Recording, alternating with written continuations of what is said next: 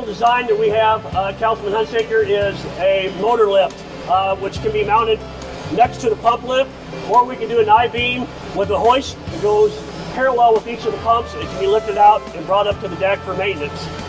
This particular is a cherry picker model. It rotates around. This rail will be lifted and moved out of place. Motor can be brought up and put here on the deck.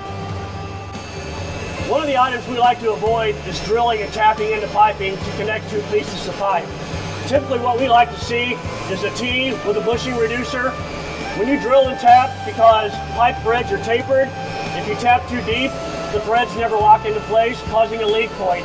As you can see from here, this has been leaking for some time. It's caused corrosion, premature corrosion on the valve hardware, the compound gauge hardware, and at this joint. So typically we like to see a fitting here versus drill and tap. Hey there! I hope you enjoyed today's video. Tune in next Wednesday for the continuation of our series, and don't forget to subscribe. See you soon!